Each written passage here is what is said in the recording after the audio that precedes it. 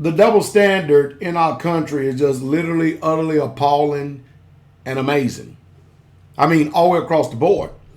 You know, first of all, number one, the NSA is a corporation.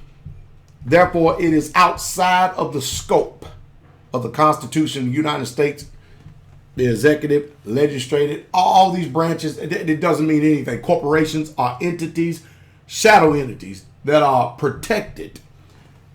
Diplomatic immunity they have.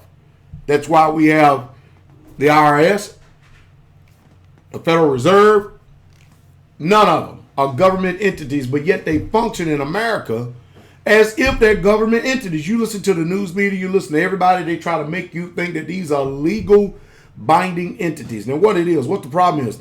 The problem is we don't have enough men in this country who are in so-called elected position to do anything to change it. Because it seems like every time somebody that does try to rise up to change it, they get killed, their family get killed in acts, and they get murdered right on the spot and scene because there's somebody else that is controlling this country other than what you see the puppet government sitting in front of you. So these stage players are being handled very well by their handlers. Now, this Snowden, first of all, number one, in the American public eyes, no matter how much the news media is trying to spin it.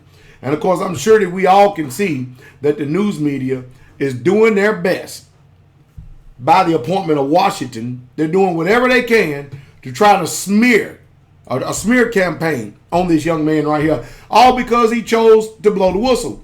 I'm watching Americans all over, regardless of what the media and the controlled news media says.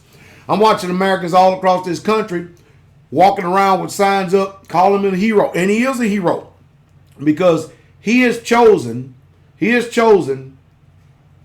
freedom over tyranny. Freedom over tyranny. And it's amazing how that Washington, our government, can get up and just flat out get in front of the camera and tell the people, we are not spying on the American public. We are not keeping detailed information, nor are we tracking your emails, nor are we listening to your phone calls, nor are we listening to your conversation on cell phones. We are not doing that. That would be against the law. Then you come out and find somebody who actually tells the truth on what they have been doing. Huh? Where's the credibility out of our government? You see, hey, forget these straw polls, these Zogby polls, all these other polls, they're liars as well. Nobody has a high opinion of this administration, nor of this government. It is at the lowest that it has ever been in the history of mankind. And they can look at you and lie to you with a straight face. They don't get any jail time. Nothing ever happens to them. But you go out and try to pull some of the nonsense that these pigs are pulling today, and you see what happens. These pigs are something else. Diplomatic total immunity. And because we have law enforcement officials all across the board who love squabbling at the feet of their handlers, you know, of the nobles, in order to continue to keep getting their handout, they'll step all over you and step on you just in order to get to where they want to get. Very few people of honor, truth, courage, and integrity in the life that we're living in right now. Now, this Snowden guy is a hero, just like that Julian Assange is a hero. What's wrong with people expecting the same? The government expects for us to be honest. They expect for us to be truthful citizens, but then all of a sudden they're exempt from it. Like I said, some of the worst criminals I ever met in my life and known, even as a little boy growing up in the big city, was cops. They were some of the most dirtiest, low-down dogs that there were, because they had a badge on and they could break it. Even in my own neighborhood, I sit there and watch cops snorting cocaine and getting along right there with the drug dealers as a little boy growing up. And you think that was years and years ago. You ask yourself a question. You think that's getting any better today? Cyber warfare has been going on, but I'm going to tell you, I'm going to get some information for this Snowden. I wouldn't too much, even though you've done your homework with China and stuff, I would have took Vladimir Putin's, I would have took him up on his offer and went to Russia. Because that's one thing about Russia, though, man. I mean, to tell you something about Russia. It seems like Russia, no matter how much United States of America smears them, it seems like, from what I have done in my own independent research, it seems like Russia is actually a country that is actually trying to be honorable. More so than Great Britain and the United States of America and France.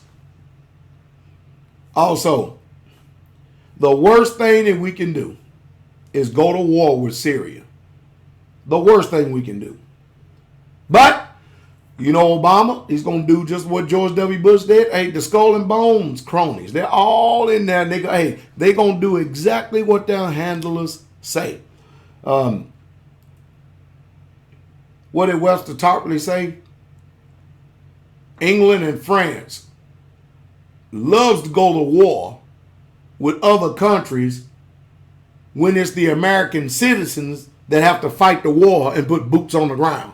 They don't mind expending American citizens to take care of what they want taken care of. I like Webster Tarpley. You ought to start listening to Webster Tarpley because, you know, he's the type of guy that gets under the skin of these people because he's just flat out truthful and honest and exposes. You know, we could put together an administration in this country, but I think that we're so far gone and that the powers that be have just entrenched themselves so hard. I don't see any hope in this country. I really, truly, I hear a lot of talk. I hear a bunch of that, but I don't see it. I really, truly don't see it. We're going to definitely need some divine intervention. I promise you that because these people are something. Look at Julius Assange running around all over the place at planet Earth because he turned around and leaked out all this information and showing Apache helicopters gunning down civilians in a so-called war zone. You know how many drones that our president has approved of that has killed all these innocent civilians and calling it collateral damage? And they sitting back, they're going to think, well, you know, if we go in there and we kill the guy, at least we get the guy. But, you know, Mr. President, you're probably going to have probably about 200 civilian casualties. Well, let me think long and hard on this, huh? Mm-hmm. See, when these people work for Satan, it's nothing but a blood sacrifice. Mm-hmm. Mm-hmm. And all the hell is happening when death is coming and people are dying. It's a hard, tough decision. Go ahead and send the drones in. So you get this little geek idiot sitting there and he's playing video games and stuff. They send in drones and they destroy people. Now they're anticipating 30,000 drones to be flying over big major populations centers, metropolitan centers here in this country by the year 2020. And by the way, Germany still can't get their gold until 2020.